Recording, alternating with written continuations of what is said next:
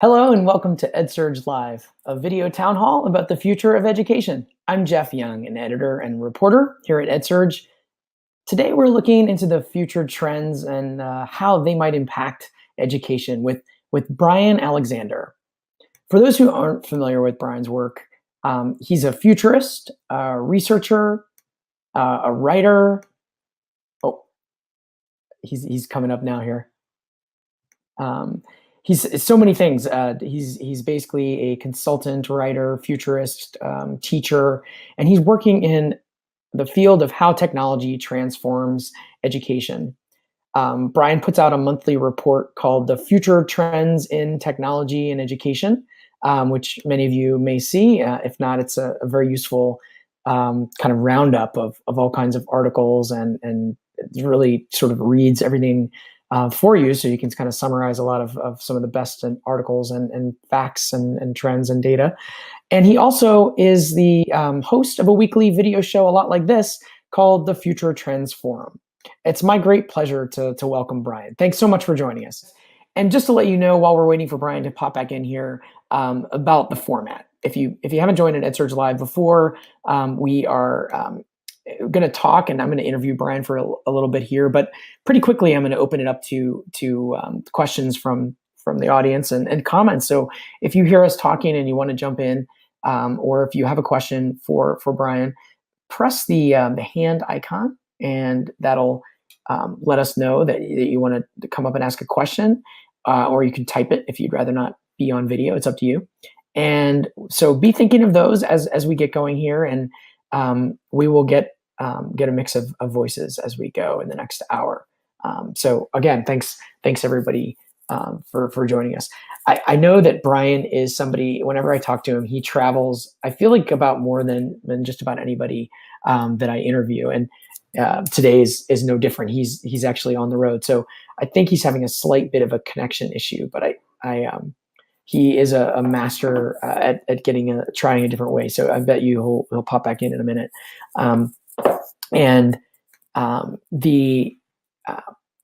The like I was saying before about Bryan's work, he does the video forum like this one called the Future Trends Forum, and we in fact are very much inspired by his work, and some of you may have tuned into that one before, in just doing something that's not that's a little different. I think of this sometimes as a kind of like an NPR call-in show, but with some video.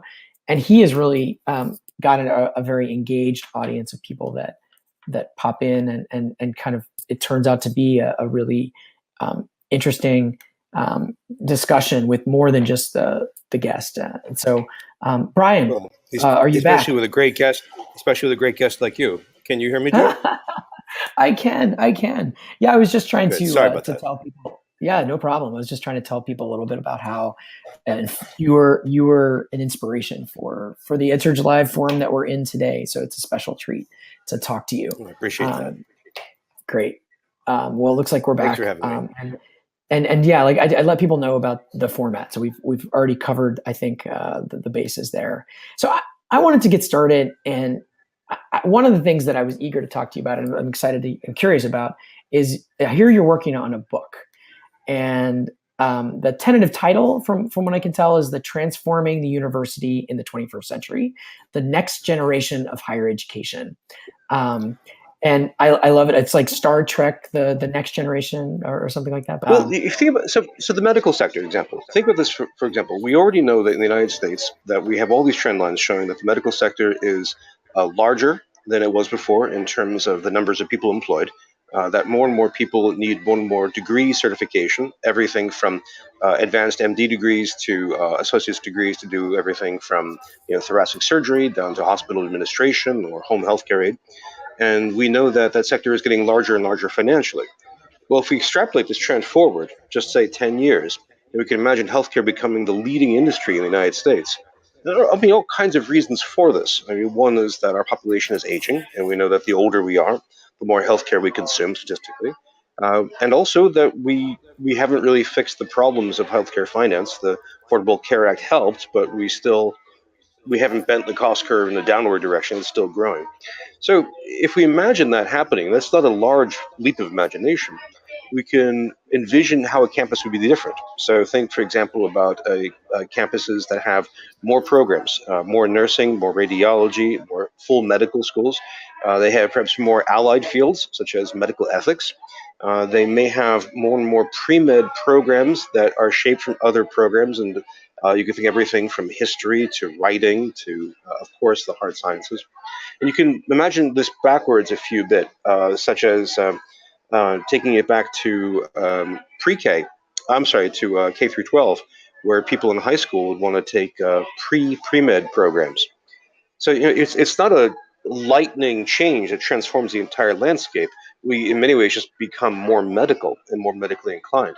But it has interesting fallout. I mean, IT departments would have more to do because much of healthcare has tremendous IT demands. Everything from electronic medical records to huge amounts of visualization to very thick bandwidth needs. And you can imagine gender transformations as well, since the life sciences tend to be mostly female. You could imagine that this would accelerate the feminization of the student body, which might have some interesting fallout. So, you think does that make sense? Yeah, no. So a trend being this kind of potential medical rise to a bigger than people might Yes. imagine at the moment. And then what would that mean for education? Is Right. there another big trend that people might be surprised by or that you're focusing on? Well, one that I often look for as a positive light is the possibility that we may view the digital revolution as a kind of renaissance. So imagine, say, 10 years from now, we look back at the previous 30 years and we realize that we have lived through an unusual boom in human creativity, that we now have this gift of storytelling and publication given to the majority of the human race, that we have new forms of creativity and storytelling, everything from gaming to VR.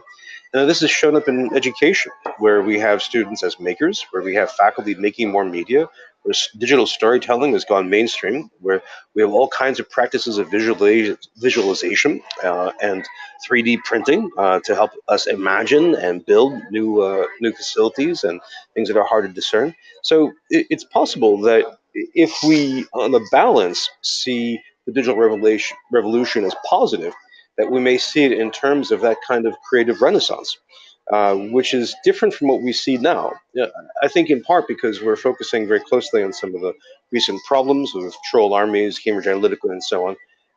But also, I think this is a kind of boiling frog phenomenon. I mean, every year we make more content. Every year we have more and more creativity. Incrementally, this has been happening, and we don't have a big picture grasp of it. We just had the second podcast revolution, a second giant wave of digital audio creation. People are like, okay, that's all right. It's astonishing to think about. So that might be one way of looking at this is as a renaissance. So that would be a surprising one, I think, in 2018 to imagine. Hmm. And but if a renaissance is now, but then are you saying there might be a time later when we look back and wish it had been like that again? Is it do you see a tapering Yeah. off of some of that for some See this. reason? Well, this is part of the power of a scenario rather than a trend. Is that the scenario eggs on your imagination, and you want to see what else you Mhm. can find through it. So you wonder, it might be that we, say in 2028, we think we've just lived through this golden age, and maybe Moore's law comes to a halt, which is quite possible. I mean, everyone's looking at that very closely. Maybe we shift instead to some kind of anti-creative world. Say we have something like the massive firewalls, massive amounts of connections being broken thanks to net neutrality. We may have gamified authoritarianism, like we're developing in China, and so that may be seen as the age of lead following the age of gold. So Hmm. that's one possibility. That's one possibility. But the thing about the trend lines that's so different is the trends are all based on research. They're all based on the present. They're all tangible. They're all thoroughly documented. The scenarios are more speculative. So what happens if you take this real world material, stretch it a little bit, and see where it goes? So that's Hmm. the arc of the book, is to give you a whole bunch of trends in the present, stuffed with footnotes, lots and lots of examples, things you can test out yourself, and then take these further and see where our education might go. I feel like there was a time and you've been doing this a while, and I guess we both have, but there was a time where it seemed like tech coverage was a lot of gee whiz, this will be amazing. How great will this be? And even it was even in ed tech, but these days, certainly you could find those stories, but there's a lot more kind of getting real and looking at the potential unintended consequences of all kinds of tech. You mentioned Cambridge Hmm. Analytica. That Hmm. one was, I think, one that surprised a lot of us. But there are a lot of different kind of almost dystopian scenarios that feel like they're coming to Yes. pass. I guess, where do you stand, or do you feel like where are you? Do you count yourself an optimist as you look forward, or how would you describe and have you changed in the past 10 years from after we've seen some of these Yeah. unintended consequences? Well, I'm not so much a pessimist as someone who's very disappointed. Uh, some of the some of the really atrocious behavior online is stuff that we've experienced before, but this time we've really let it get out of hand. So, for example, in the gaming universe, there's long been social dynamics which take a look at griefers. I mean, a griefer is someone who goes into a game and just kills people just to ruin their days. That's all. That's all they do. And we Right. now, by now, I mean, in the 1990s, we developed ways of handling that. Second Life back in the day, this was a problem, and we handled that. There's a Mhm. fantastic, very powerful essay by Julian Dibble called "A Rape in Cyberspace," which Yeah. covers the use of a virtual world to torment a female player. It's a very powerful essay. It's from 1989. So and we had harassment, we had abuse, but we developed norms of all kinds to trammel them. We developed laws, we developed policies, we developed practices. I mean, this is where netiquette comes from. This is where some of the moderation practices come from. And so I'm very disappointed that the troll armies that were birthed and spawned in Gamergate were able to, in many ways, run unchecked and to really do harm to an awful lot of people. And that practice has now gone widespread, where you have versions of troll armies working for, say, the Philippine government, for example, or helping spread the destruction in Myanmar, or backing Trump in different ways. And I find that disappointing, and I'm working to imagine different ways forward where this could go. It's possible that we'll see, for example, um, widespread government restrictions on social media in the United States against fake Hmm. news, for example, or against abuse. The Supreme Court hasn't looked very charitably on hate speech as a law. Um, in fact, they basically shut it down in a recent case. But it's possible that we'll see states or private organizations such as Facebook push really hard to have restrictions against abusive content. A recent Pew poll asked Americans, who would you like to have help you deal with fake news online? And only 39% or so thought the federal government should do that. A clear Hmm. majority thought that companies should do it, which is interesting. Whatever my opinion is on this, I think there seems to be more appetite for private regulation, and we've already seen this with YouTube, Facebook, Twitter, deleting accounts, deleting content, and so we seem to be pretty much okay with that for various reasons. So. I mean, I'm trying to imagine the different ways this could go forward and to think about how it would work for education. I do think that we are at an extraordinary time with so much potential for human creativity, for our ability to connect with each other like we're doing now, Hmm. and for learning with so much for student empowerment, so much for institutions to better meet the needs of students, so much potential we have for furthering research, so much potential that we have for boosting learning and access. And I so right now I'm hedging my bets. I think we have several different paths forward, and I really hope that we avoid the bad ones. I wanted to go ahead and I have a couple of things I wanted to ask you about, but I wanted to go ahead and open it up to questions at this point because I think people may be curious about some of the other trends you're tracking, or maybe something you've already written about or, Great. or said in other forums. So if people have questions, please click on the raise hand button, and we'll bring you up here. And or you can type a question as well if you choose to do that, and click on the ask button to do that, and you can share your question for Bryan Alexander. And I'm sure that we do have a text question, and we will get that up in a second. Thank Welcome. you for having Hello. me. Hi, Bryan. It's good to see you again. Thank you. Well, it's great to see you in this different configuration. Thank you. My question has to deal with the human aspect of communication versus artificial intelligence. When we create bots that sound like humans, and in the future, right now, when we can't tell the difference, do you see the risks or benefits of that? And you could answer. I'll leave the stage. Well, stick around if you can. It's really, really good to see you. Friends, Roxanne is a stalwart member of the Future Trends Forum and always has fantastic questions. And if I beg her, she might show us her puppy. But this is a fantastic question, Roxanne. Just a couple of days ago, have you all heard the Google duplex test from last week? Remind me. If you haven't seen this, just Google duplex like a house. It's a little program they wrote to simulate the human voice, and the examples they gave were of ordering a seat at a restaurant or a spot for a hair salon.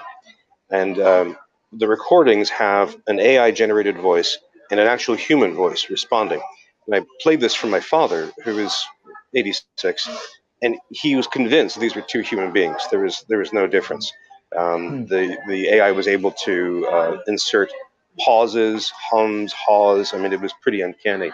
That's one example. A few weeks ago, I blogged about Jordan Peele's really interesting use of deepfakes to imitate former President Obama. Roxanne, I think there are three ways this could go right now. I mentioned two of them before. It's possible that the ability to sap the reality, to sap the authenticity of media, may lead to popular demand for government control, and there's a long history of that. For example, copyright was invented in part as an alternative to crown authority over content. So it might be that we have, say, just imagine, in different countries, we may have either government licensed images, which we would then trust because they have that imprimatur. The alternative is we could have corporations do this. So it may be that Adobe, for example, gives us a tool for a digital watermark that can't be broken or not broken easily. It may be that we have Apple. I'm just randomly picking this. Apple gives us a tool to help us suss out the provenance of a document. I mean, I imagine there'd be a rapidly developing market in those fields. And of course, these same platform providers like YouTube could then increase their efforts to block and ban such content. The third option, which in some ways I think is the most American, is we might just shrug and proceed. You see, we've done this before. In the late 1800s, photography was seen as this fantastic, spectacular way of documenting the real world. And yet, as Errol Morris has shown, photographs from the 1800s were filled with fakes of all kinds. I mean, really crude fakes. People would go to a battlefield, they'd move cannonballs around and then put them in place. And you could see the spot where the cannonball had been. And we see this in early film in the early 20th century. Some of the first documentaries, like Nanook of the North, clearly have things that are staged, that are supposed to be taken as real. And we just kind of got used to that. We trusted film, we trusted photographs, but we were open to the possibility of them being faked. So that's a third possibility, I think, Roxanne. I mean, we could imagine a nightmarish fourth, which is a kind of post-truth dystopia, where all faith in media collapses. By media, I don't mean news media. I mean in images, in text, in video, in VR, in audio. I think that's unlikely. In which case, Jeff, I think I am an optimist. Thanks for that. I really appreciate I That's hadn't really thought of that, Roxanne. Thanks for the question. Thanks for bringing that. It's a fantastic question. Thank you, Roxanne. And I think we have, I'm told we have another video question from the audience that we're going to beam in here. Looks like it's he's at Ball State University, director of interactive learning. He's almost done here. Gary, hey, thanks for joining us. Do you have a question for Bryan? Bryan, I'm intrigued by the human situation, and I see that as ever evolving and the effect on behavior. I'm specifically, I'm thinking about your comments in regard to medical education and Hmm. teacher education. I've been a contender that the two are quite similar, and I'm wondering, as you spoke about preparing medical persons for the future, how we could shift that into preparing teachers for the future. What a fantastic thought. Thank you so much for that question. Um, that's a brilliant, brilliant thought. Um, I think that can go in a number of ways. And if I can, I can just riff on this. One way is that when we do medical education, we prepare very, very, very carefully for the job world. I mean, this can be through certification. This can be through exams. This can be through many, many internships, which are often brutal. But we have that really carefully honed attention to the actual world of work, and that's unusual. I mean, there are many fields in academia where we don't have that as closely done.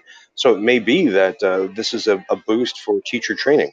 We're really, really focused on the conditions of K through 12 as well as other venues. Uh, a second, and maybe this is me being again optimistic, Jeff. Um, the medical field has long had they've long embraced innovations in teaching and learning, both with and without technology. So the medical field has been one of the earliest users of simulations, for example. And there's obvious reasons. I mean, you would much rather have a student making mistakes with a dummy or a virtual tool than with a human being. And that makes all kinds of sense. And there's actually a really elaborate simulation. And I think the only other field in higher education that comes close to that is business, where business case studies are pretty typical. So it'd be really interesting if we could do more to both use simulations to teach teachers, like Penn State does, for example, or to teach teachers to use simulations in their own teaching. Because we know that games and simulation can have very, very powerful pedagogical effects. Um, the third thing, though, and this is, I guess in some ways, this is a trickier one, is that a key piece of medical work is very interdisciplinary. That is, we teach medical people ethics. We also teach them bits of law, such as privacy law. We teach them some language. So medical terminology is based in Latin, for example. I mean, it's a really interestingly transdisciplinary field, only on a light way. I mean, it's a minority of the content, but it's really there. I'd like to see, maybe we could see education do more of that, more aggressively reach out to the other departments in their fields, including the ones I just mentioned, ethics, policy, law, and so on. That might be a really, really fruitful combination. It's a Hmm. terrific question. I hope I'm answering it in the direction you intended. Excellent. Thank you. Yeah, it does. Well, thank you. It is interesting. We were thinking about a story we were going to do here, and it does seem like the medical education even has a bit more, simulations and more history of doing kind of some cutting edge teacher training. But maybe, I sometimes wondered if it was just because they had the resources as well. Those are expensive degrees to get, but Sure. maybe it's obviously it's a changing field, but it does beg the question of whether teaching itself might change in ways that mirror that and call and then end up with the same kind of results. Well, It's it's interesting. a good question. I mean, it's possible that we will see the teaching field actually get starved of resources. I mean, one of the major trends that I look at in both in my work in general is the demographic transformation in the United States. And we see that among other things, in our aging population and the shrinking of our K through 12 population. So it may be that as many, many states, not all, but many of them, see their K through 12 population plateau or shrink as state governments decide to cut back. My own state, I live in Vermont. The governor has been ruthlessly pressing to reduce the number of teachers and reduce funding. And that may have then negative impacts on the support for post-secondary teaching. Um, but the other thing, just thinking about this, Jeff. Oh, I'm sorry. Who do we have? Hello. Hey, Renee. Hey, y'all. Can you hear me? It's my colleague Yes. Renee from EdSurge, Yay. the Director of Higher Education at EdSurge. Hi, How are Renee. you? Hi. Hey, Brian. Something interesting that I wanted to ask you about, and I'm excited to read the book as things are coming together, is what about the role of parents with this discussion of the future of education? Sometimes we forget to talk about parents. I'm wondering how much that may have come up for you in some of your conversations, or maybe is a part of the book. Well, it's fascinating. It really is. That I've seen pedagogically, many people in education really like to think of education in terms of being parents, which I find fascinating. So you'll see, a biologist say, "Well, as the mother of a 16-year-old," so I think in terms of the audience, people really do frame themselves that way. I'm not sure how much longer that'll continue, again, given demographics. And I hope to get more audience that are actually teenagers. Um, there's some really interesting patterns shifting, though, in terms of the actual trend lines. I mean, we've had this shift away from the educational institution as a provider of family responsibilities, with the major decisions, I guess, in loco parentis in the 50s and 60s. But we've really reversed that, and we've really gone back in many ways, where our institutions now not only provide home, not only provide food, not only provide sports and other services, but now we provide increased psychological counseling, we provide increased medical support, we provide more and more student life than we ever had, especially for residential campuses. Um, I think in many ways our institutions are taking up that role and becoming more and more parental. And that's one of the reasons for the increased cost of higher education, is because all of this costs money to do. Um, I'm really interested to see what happens with our current obsession with mocking millennials and Generation Z as being coddled and too protected. Um, I mean, just as a Generation Xer, I find watching baby boomers complain about kids these days to be reliable comedy gold that just never gets old. Um, but but I do think it's possible that we will see. There's already been a movement, for example, for free range kids, to try to reduce the number of protections that people have on children at a very young age. Minors. Um, it's possible that we might see more of that, which would be really interesting to see given our legal framework. Um, those are a few thoughts. Am I anywhere near what you're thinking of, Renee? Yeah, I mean, I guess that's exactly what I was wondering is sort of, I don't know that how much we've looked too much at the trend lines of parent role in in education, and it's something in higher education that I think is frequently left out of the conversation. But then, you hear these stories like what you're talking about, where parents are escorting their children to interviews, or stepping in to support their, turning a grade around with a faculty member. And certainly you hear about that on the K-12 side, but how are students, how are those trend lines maybe shifting, or are students becoming more independent or less independent? Yeah, will the free range replace the helicopter as the metaphor? It's hard to know. That's Right. fascinating. Yeah. Drones. Thanks, Brian. I mean, if I could, Renee, before you go, there's one more point I just want to mention, that not just given the demographics of American society as a whole, but also given the demographics of our students. That is, we have, depending on your count, 30 or 40% of our students are adult learners. So they aren't children in the sense of traditional age students. So it's interesting. On the one hand, we do have that persistent 18-year-old population that goes 18-year-old with their parents, as you mentioned. Then we have the flip side. We have adults who are themselves parents. And so, as Sarah Goldrick has pointed out, one of the stresses in adult learners is having to care for children. This is one of the main reasons for the boom of wholly online learning. It's just trying to juggle all these differences. So we might see the flip as we get older, and as our students get older, we might just see that combination. And of course, to make it even more complicated, our adult learners are still themselves children of parents who may need caring for. which again, as Sarah Goldberg has pointed out, that's another stress on families being able to support one of their members attending higher education. So I think you're absolutely right to bring back the family. Thank you. Well, I think that the adult learners is an interesting point of that argument too, that for those students, seeing their parents continue to learn and to persist in their sense of lifelong learning, that also then has a positive impact on them, their children, and the next generation. I hope so. Thanks, man. Thanks. Yeah, so much for the question. Appreciate it. And we have a text question too, Bryan. You're getting a ton of great interaction. I'll read it. It's on the screen, but for the audio version, adult learners are becoming the majority of American students. And with the gig economy expanding, can bureaucratic institutions like higher ed adapt to support lifetime learning, lifelong learning? In other words, yeah, all this rhetoric, but can the ship be moved in higher ed to really turn? Mark Wilson is a fantastic person. Not only is he a longtime guest and visitor of the Future Transform, who fights his way through terrible bandwidth, but manages to ask brilliant questions like this, seminar level questions. Mark, it's great to see you. He's also an independent learner who's doing fantastic work. So everybody, stalk Mark.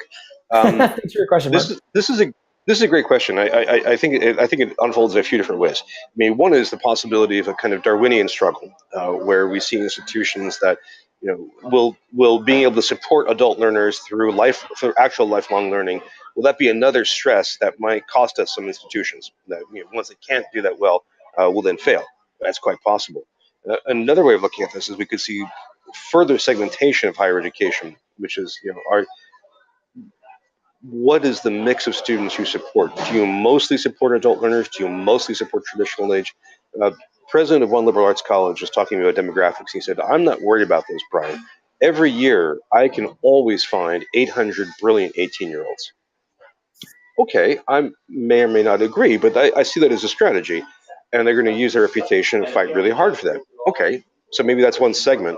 Then we have senior colleges and universities that primarily serve people over 65.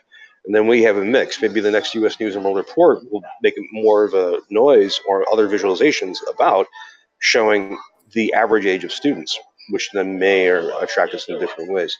The bureaucratic problem is huge. And by bureaucratic, I understood a full panoply of everything from if they're public institutions, state regulations, if they're private institutions, working with trustees and alumni, but also we have faculty, and that means the tenure track faculty have both their personal and departmental politics and issues to consider, and they're also in professional societies, the American Chemical Association, for example, and who will then have their own regulations and desires to impose on this.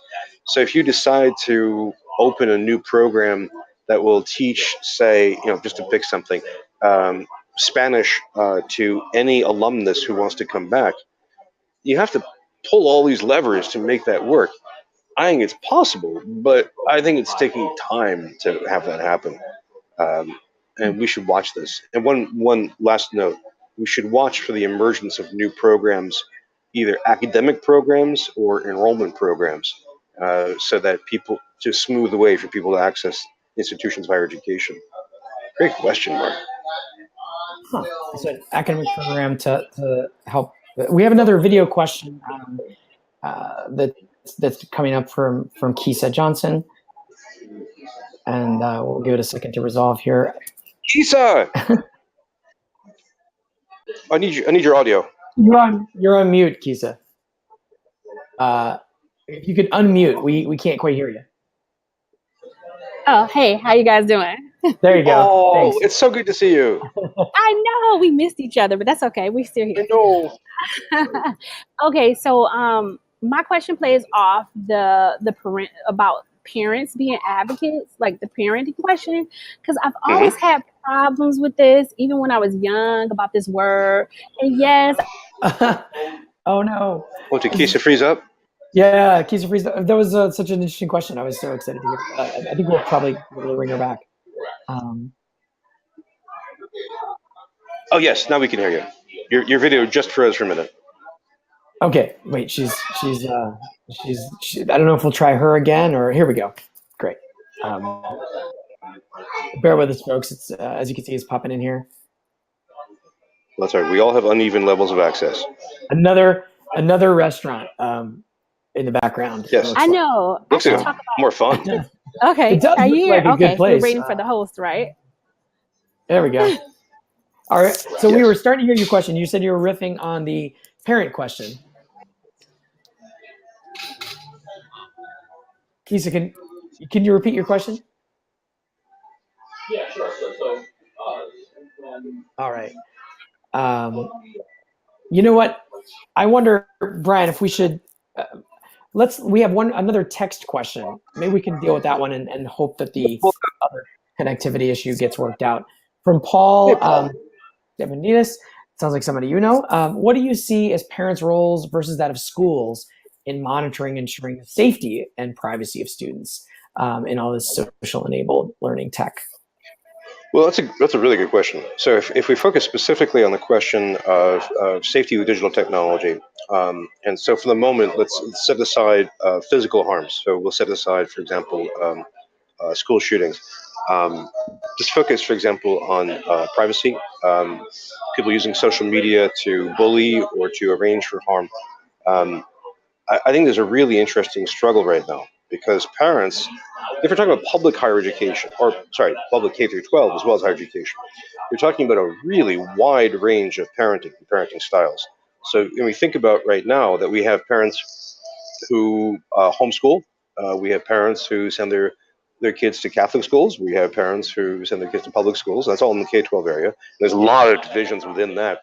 Um, that gives us this interesting range of how parents handle social media of kids. For me, for example, my wife and I have always been depending on how you look at it, either very open or very permissive. Saying, our children were writing stories on wikis when they were 12, and they are now more conservative than we are. But that's just our particular style. You can imagine parents down the road who say, okay, you're not going to ever post a picture of yourself because there's a possibility it could be used by a predator. Other parents who ban or support different platforms, Mastodon, yes, Facebook, no. Um, I mention this because that's an incredible complexity. While public institutions and a lot of private ones have to be relatively simple because they're handling much larger numbers, and the public ones are always bound up in state systems, and private ones, do have a greater range of flexibility, but they often echo each other. Uh, so it'll be interesting to see that struggle. I can just imagine, and we've already seen cases of this. Let's say I'm teaching a class and I require all the students to use Twitter, and we have a student who shows up and says, "I don't want to use Twitter for all these different reasons." Okay, then we have a discussion about that. Maybe we have a departmental policy. But what happens when a student who's 18 shows up and says, "I'd love to use Twitter, but my parents say it's very dangerous and bad. What should I do?" Then we're in that classic position where the college interferes in the role between parent and student, and that's happened for millennia. So I think that's a really, really interesting challenge. Um, right now, I should add, we're still suffering from a lot of media panic about this, and so it's really important to get solid information. If I've studied this since the 1990s, it's still very popular for news media of different types to really, really overdo dangers because they have great ratings. And I think we need to be really careful about the actual facts before we proceed. Good question. And nice to see you, Paul. Thanks, Paul. So Kisa was able to put her question as via text. So we're glad to have it here. I'll read it out loud for those who can't, for the audio version. So bear with me. Pedagogy versus andragogy. I always had concerned about these terms. What are your thoughts? It plays off the question that was posted about parents. And maybe with Kisa's connection, she'll be able to hear it. Great. Okay. But we got your question now on text. Oh, that's cool. Okay, I came back right on time. Oh no, I'm Yes. gone. Thanks for your patience. We have you. Okay. You do? Do you want to add? Oh, now I'm froze. Okay, but we know her question. She'll hopefully be able to hear us from where she is. Well, this is a great question. I've been following a few of the alternative terms to pedagogy that have been around for a while. And friends, if you haven't seen this argument, part of it is the idea that pedagogy is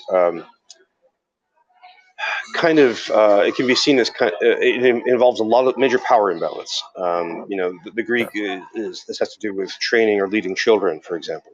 And so that may not be an appropriate term for adults. It's not just a question of terminology. It may just be that the term is built into certain principles of understanding how people can work. And androgyny is an awkward but still useful term for talking about adults. So bringing to mind all the different ways of actually teaching adults that differ. There's even another term, let me make sure I get this correct, hudagogy, which is an even more awkward term, which refers to the self-pedagogy of being a self-directed learner. What I like about these terms is that they each indicate possible ways for structuring learning.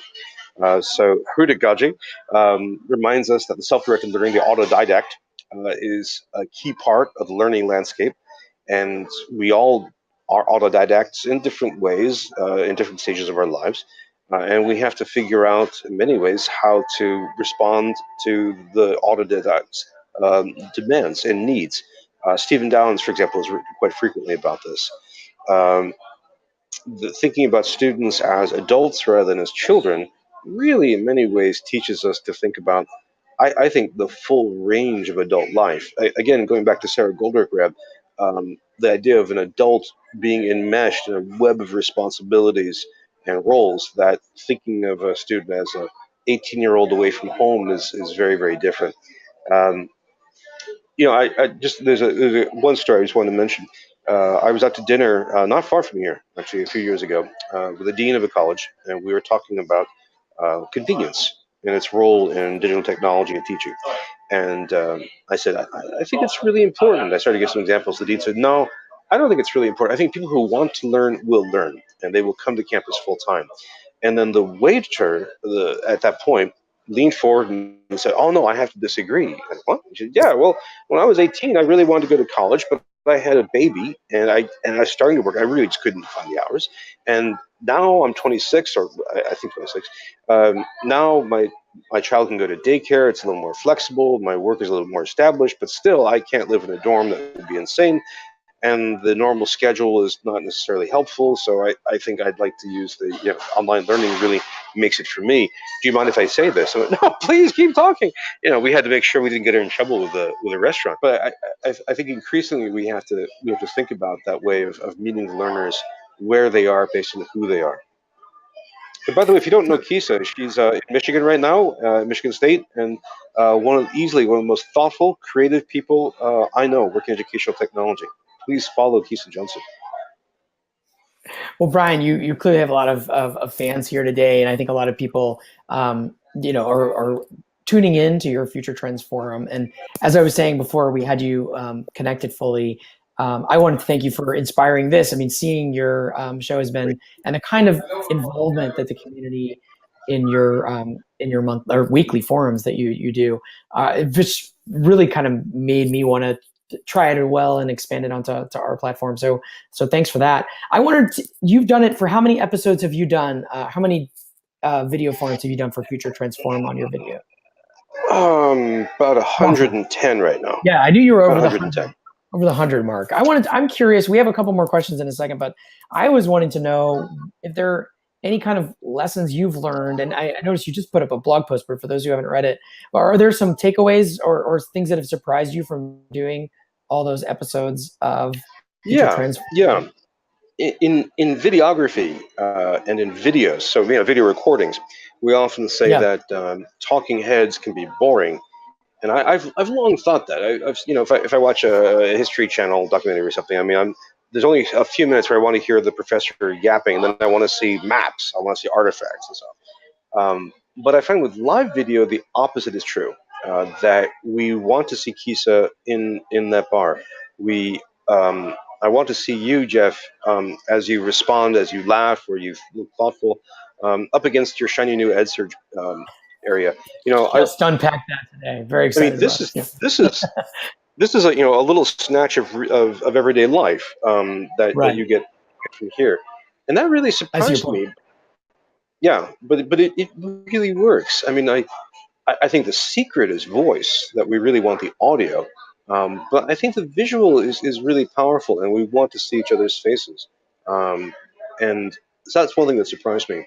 Um, a second is that when we say video or video production, we often mean video as a kind of multimedia synthesis of multiple media sources. So if you make a video, you've got a voiceover audio track, you have static pictures, you have moving pictures and transitions and so on. And that's really interesting for making it. Video conferencing is similarly multimodal. So that is, we have our video, we have our audio, but we also have the chat box, which I've been neglecting. I'm sorry, I'm going to try and come back to it. We also have the text questions, and we also have, if you look at the list of participants, you see, or the film strip of participants, you see some of them are static silhouettes, some of them are pictures, and some of them are moving animation, actual video, excuse me. I think that's interesting to think about video conferencing. It's not just video conferencing, but this multimodal space.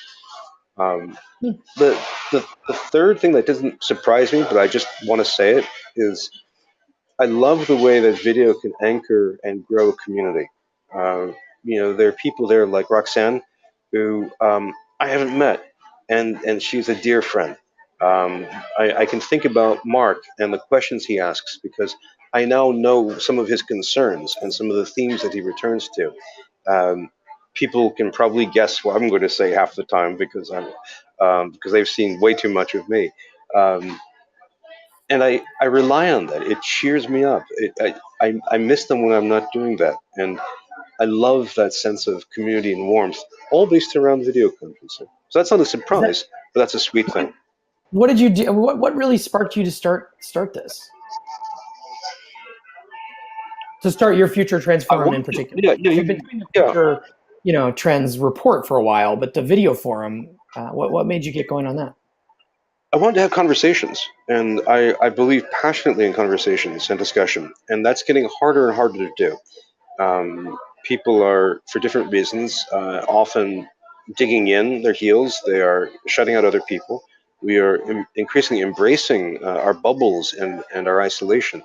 And I think that's deeply wrong. I think we learn and we develop so well through conversation. My FTTE report, which I love, is a different mode. I mean, it's a publication. It's a slug of PDF that goes out, and there are conversations that happen as a result. People will post about it on Twitter, they'll blog about it, and all month long I get comments from people about it, and that's great. But it's not a network of discussion like that as much. And I wanted more. I wanted to hear what people thought. So Jeff, we brought you on as a guest, which was great, and because I wanted to learn what you had to say based on your work as a reporter and starting to work for EdSurge. We had Martin Dugamis, the creator of Moodle, and it was fantastic to hear what he thought it would be. I mean, I have opinions, but he's actually the horse's mouth, and I want to hear that, and I want to put them in conversation with everybody else. So, like today, it's not just you and I, which is great. I mean, it's great talking with you, but then to have all these other people come in and really bring a diversity of opinions, a diversity of thoughts, I think that's precious and essential, and we just need to keep doing it. Well, Sorry with to be on that a spirit, soapbox. no, that was great. With that spirit in mind, we have two more video questions. So in our 6 minutes remaining, let's try to speed round those two. Jennifer Albert from Southern Illinois University at Edwardsville, an instructional designer, it sounds like. Jennifer, thank you for joining us. So recently there's been an article released from EdSurge, actually, and it's Unlocking the Black Box of College Outcomes. And I think it gets higher ed thinking differently. I have a community college and a four-year institution background, and I think traditionally we've thought about the community college as outcomes of you're getting a job or you're transferring to a four-year institution after this.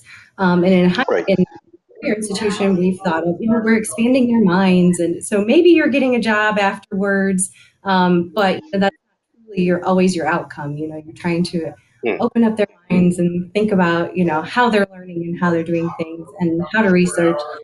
So with our future students expecting to get a job after they're done, how do professors' minds can change for your institution so that they can better assist their students connect with and connect with being employed after graduation? Right. That's a really Well, interesting question. that's a giant question. I'm so glad you asked. And by the way, where is Edwardsville? It is actually, it's just north of St. Louis. So we're in Illinois, but we're right across the river from St. Louis. I got it. Thank you. Mhm. And I hope you're having a nice bit of spring or summer or wherever the heck the season is now. Yes, we're pretty much in summer. Well, this is a really tricky question, and one of the things I like about it is that it cuts across so many different parts of education, so many different trends.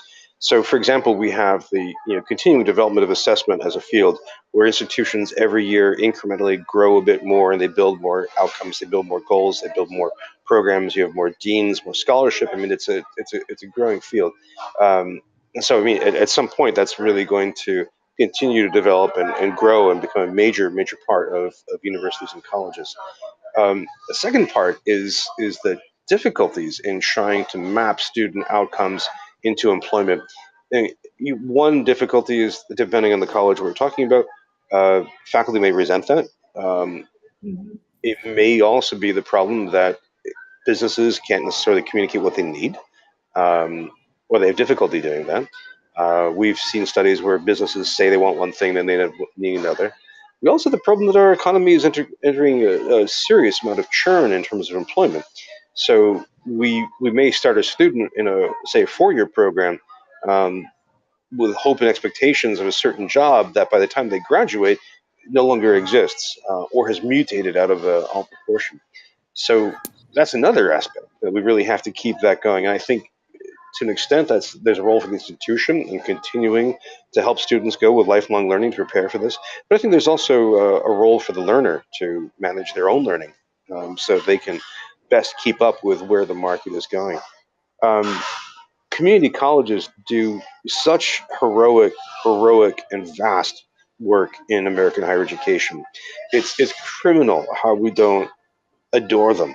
I mean, you think they educate more than any other sector. Like almost half of American students take community college classes. I mean, there's nothing like that. I mean, state schools aren't that large. Definitely not R1s or liberal arts colleges, and they do so with paltry budgets. They do so with very little media attention, and they simply plug ahead. I mean, they're always a sector that I love, I admire. I'm always glad to work with because they're often ahead of everybody else very quietly, actually doing this work.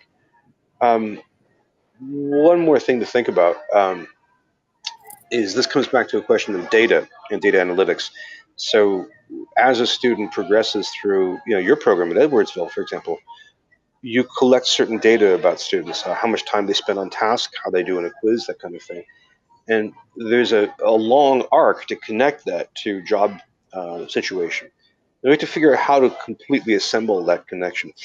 It's a terrific question. And I fear that I've gone off in a completely remote tangent. Have we come close to your question, Spirit, at all?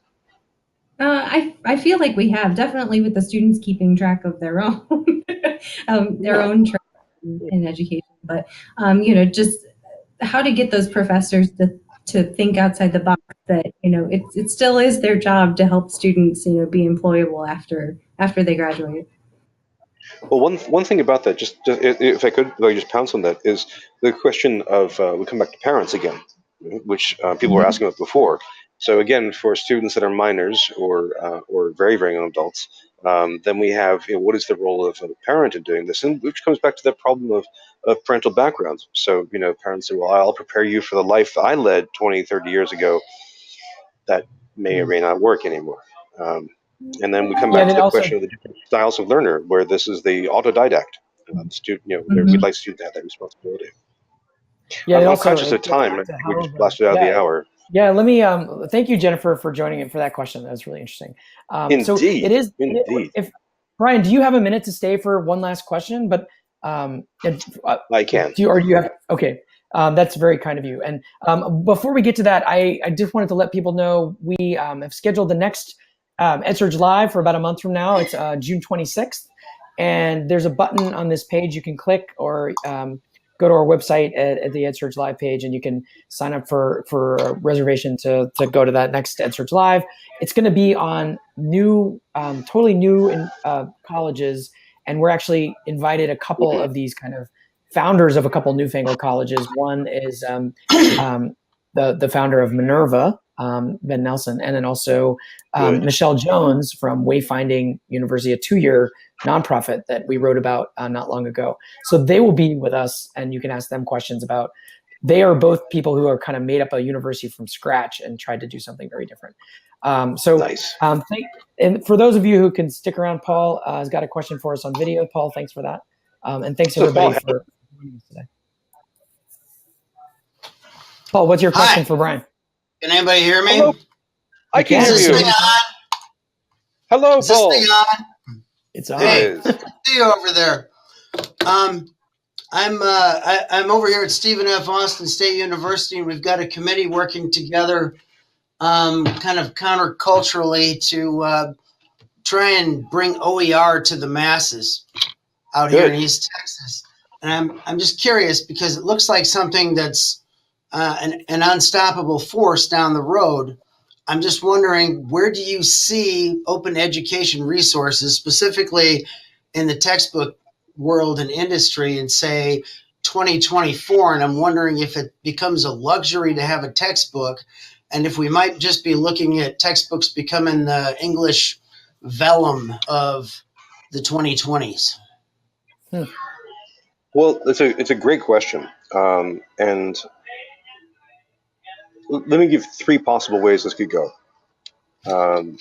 It's possible that we might, and what's been happening over the past 15 years is we've seen open education resources grow incrementally. Year by year, there's more and more stuff. There's more publishers, more projects. And I think year by year, faculty acceptance of OER has been growing as well. But it's very, very incremental. This is a kind of boiling frog thing where we're not completely aware of it. We don't talk about it as much. So it's possible that the incremental growth will stop, and we will have a 2-phase textbook world where half of them or one part of them are as we have them now, for pay, possibly with data analytics built in, and the other half would be OER. We've seen that in a few other places, for example, ebooks and print books. Second possibility is we just keep this incremental growth going. Depending on how you measure it, it's 2025, maybe 2030, where we have a clear majority of textbook materials that are OER. I think one force behind that is the turnover of faculty members. So we get faculty who grew up and were trained before OER who age out, and then we have faculty who grew up with not just open being a thing, but also with the financial demands and become more and more receptive to it. The third option is the phase change idea, that we get incremental growth, and then suddenly, wham, everything changes. I mean, think, for example, about the past 30 years of marijuana decriminalization. Almost nothing, individual little experiments, individual little things, and then suddenly, over the past couple of years, this huge ramp up really, really quickly. So we could see, 40%, 41%, 42%, then 80%. In the scholarly publishing world, we call this the flip, and so that could happen. I'm already seeing things like a Tidewater Community College in Virginia has Z degrees. The Z stands for zero material cost. Which I just think is awesome. When I talk to faculty and they're usually lukewarm about this, I talk to students and they're like, yes, more of it, please. Exactly. All right. It's great to see you, Paul. Good to see you as well. Well, thanks for those who could stick around extra. And honestly, Bryan, thank you so much for joining us on your nomadic travels. And I look forward to reading your book. And thanks for sharing some of the previews of that. And thanks for your video forum, which I'm sure people here that don't know about it, I hope they could check that out. Yours is every week, and see your work on your blog. So thanks again for your time. Yes, thank you for your patience with me and my struggles with technology. Thank you for arranging for this platform. I'm really impressed at how smoothly you handle this. Thank you so much, and keep writing the good write at EdSurge. Thanks, Bryan. All right, we'll see you all next time, and thanks again for tuning in today and all the great questions. I feel like I I had very little work to do. It was very audience led, which is fantastic, and it's just like what we had hoped. We'll see you next month, and thank you.